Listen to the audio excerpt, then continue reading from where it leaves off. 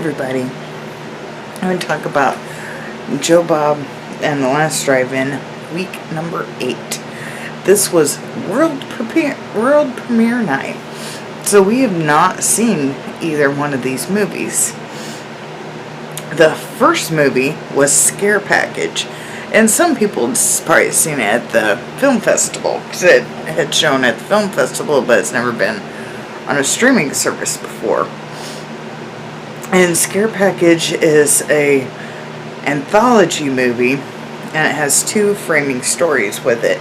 So basically it has mini movies, and then, you know how anthologies go, there's like a storyteller, and then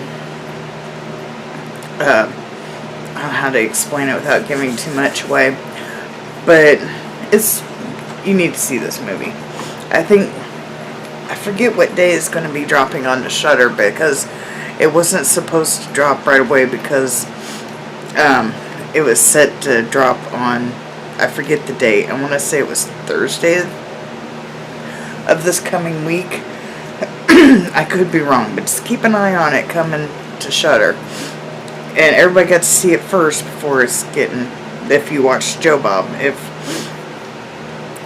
But to start off with, there's this character name, I think it was Chad. He's kind of like the main character in the first framing story. And he drives Freddy's car. And I was tweeting, so I missed it, but I think there's like an air freshener. There's a picture of Joe Bob in the car. I missed it because I was either typing in my notes or I was tweeting or something. I missed it, so when it gets posted again, I'm going to have to watch. But Joe Bob was inside I think it was a picture inside of Chad's Freddy car. And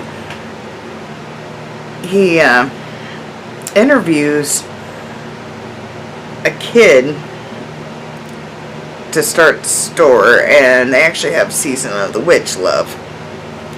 Gotta love that. And in the app process for the video store, he gets questioned basically movie-wise. If he answered correctly to the quick movie questions, he was hired, and Season of the Witch was one of the questions. There's another, I guess it's framing story. I'm not sure what to call it. I don't think it was one of the mini stories. I think it was one of the framing stories. There's a character named Michael Myers. And funny story, I actually had a lawyer once that was named Michael Myers, but he went by Mike Myers, and he pissed me off one day. And so my next time I was supposed to go in there, I wore a Halloween shirt because I was gonna basically troll him. I wasn't gonna say anything. I was just gonna, because it said Michael Myers on my shirt, and I was gonna troll him, but he was off doing another case, so it was the last time I had to go anyway. I was kind of mad. I didn't get to troll him like I wanted to. The first mini story is hilarious. It's probably like one of the best of the whole thing. It's the greatest. It is so fun. If you like fun kind of campy slasher type movies, this thing is awesome.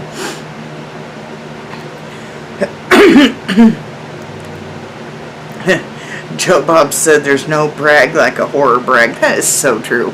Have you not had a horror movie fan saying, "Oh, you haven't seen this yet? You have to see this movie." I know, I've done it. I've definitely done it for the Bruce Campbell movies. Pretty much any of them, because I'm just, obviously by my name, I'm super obsessed with Bruce Campbell. The second mini story is basically Satanists and werewolves. It was okay. It's not horrible. It's just, it was The first one was my favorite. A base movie that was a Pennywise reference go back to mini movie. Girls Out of Body. That one was okay. That was the name of the mini story. Fourth mini movie was very bloody and it was semi-fun. Base movie, there's a Ring reference. Go to fifth movie. Girl beats some ass over some spoilers. I felt that girl. Some of that story was kind of confusing because it has another part of it, and that part was confusing. But you know, the girl just hauled off and beat some ass over some spoilers. I love Red Chad, and we see the video store logo. It looks eerily similar to the last drive-in. I'm pretty sure if I saw it on Twitter correctly, that was intentional. The frame story, I believe this is the second part of the frame story. Gold Dust. If you remember from WW, this is back in probably WWF times. It was Gold Dust, and as Dusty Rhodes, I'm probably not gonna say it right, but it was like Dusty Rhodes' son. I don't remember. I might have that wrong. Anyway, Gold Dust. I forget his name. I'm going to say it was Dusty Rhodes or Dustin Rhodes, or I probably don't have his real name completely correctly, but Gold Dust. I just put that on there. He played the Devil Lake Impaler. There was a Herbert West Laboratory reference. Well, it wasn't spoken, but it was visual.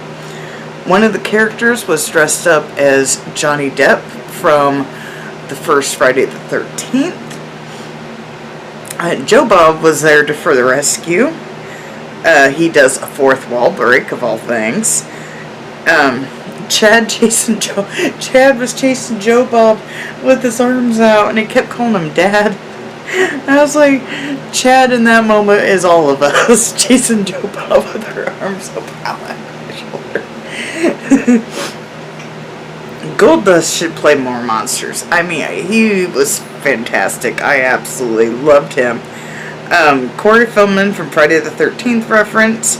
I want to say it was like the 5th or 6th one. I don't really remember the number that he was in.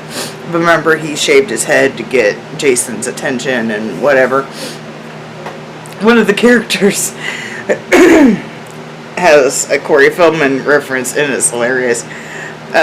Honestly, when I was talking about Corey Feldman, I honestly thought that Corey Feldman was going to show up and be one of the Frog Brothers, but that didn't happen. It's a reference to the Friday the 13th movies, probably because the character that Gold Dust is playing is kind of like a Jason character, so that's probably why they stuck to that. I love this movie. There's so many references and tropes, and I probably missed a lot of them. I caught the Herbert West Laboratory, I caught the Freddy car, the Pennywise, and I know that I didn't even pay attention to one of the characters dressed up as Johnny Depp. I actually saw that on Twitter because that one didn't register, so I know I missed other ones. But this movie's great. When it gets if you did not watch it with us Friday night, then definitely when it drops onto Shudder, you need to watch this movie. This movie is great. I know I will be watching it again. Second movie, Joe Bob Red Carpet. That is right, we got the world premiere of Hogzilla. This movie is awful, but it has Joe Bob in it, so. Darcy got to do the drive-in totals, so it's the first time, I think, ever, at least in the drive-in, the last drive-in history, that anybody has ever done the totals besides Joe Bob. And in the movie, Joe Bob loses something because of beer. Seems kind of fitting, but it's not like keys or anything like that. I don't want to give it away because it's kind of a somewhat plot point of the movie. And he's like, y'all gonna take some pictures? Y'all gonna take some hog pictures? The real Hogzilla was actually a mutant, basically.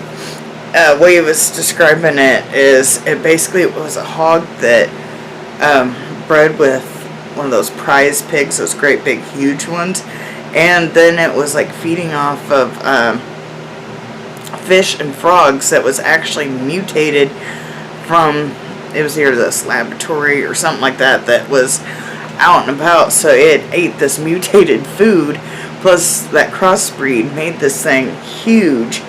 I want to say it was, I don't know, the details are in the, when Hogzilla gets dropped, which I'm not sure if it's on there yet, but the details about this pig, the real life pig that this movie is based off of, are in there, because I didn't really put everything in there except for, was the real Hogzilla was basically a mutant.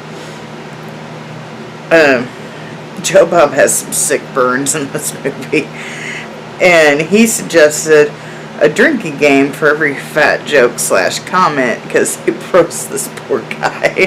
He said he felt sorry for this guy, and then Joe Bob says, this little piggy had roast beef. He's like watching the other characters from the woods and just blurts that out. He said he actually wrote that line to kind of make him seem crazy. It was a slow-mo hurricane, and it somewhat tore up their campground but left their vehicles untouched. Now, I've never been in a hurricane, but I've lived near Tornado Alley for being a Midwestern. and being originally from Illinois, usually tornado whistles go off, you basically just go outside and see what's going on. And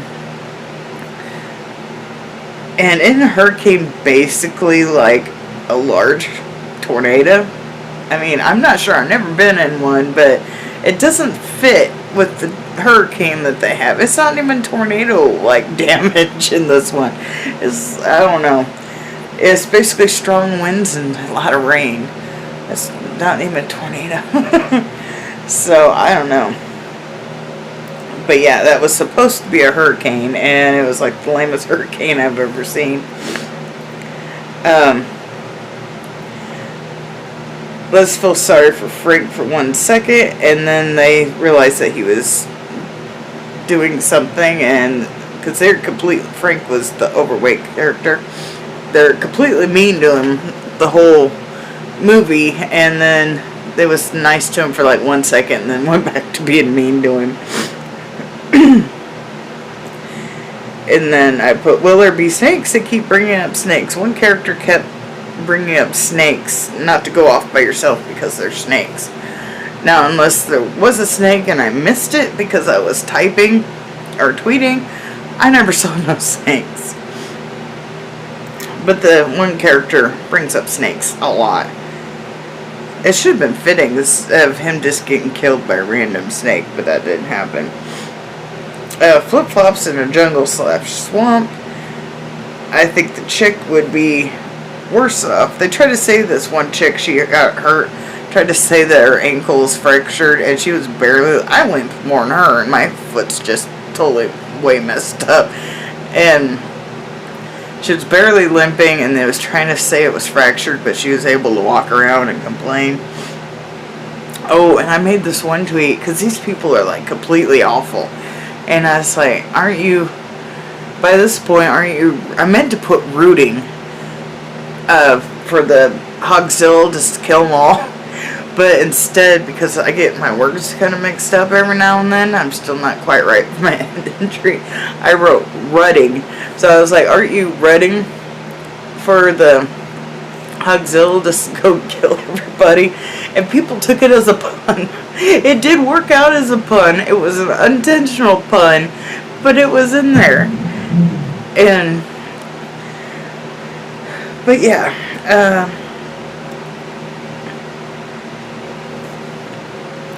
so chick was worse off if her ankle was broken, just saying. Let's split up. Haven't you seen Scooby-Doo? I put about the tweeting. Are you kidding me, stupid kids? I don't remember what that was a reference to. Joe Bob was just so casual, and it's like, you're gonna die. And then I was the only one that said this, but Joe Bob got some Predator camo going. And then I thought about this. Why do creature features leave it open for sequels? Because life finds a way. I'll see myself out now. Thank you for watching. Like, subscribe, do all that fun stuff, and I'll see you next time.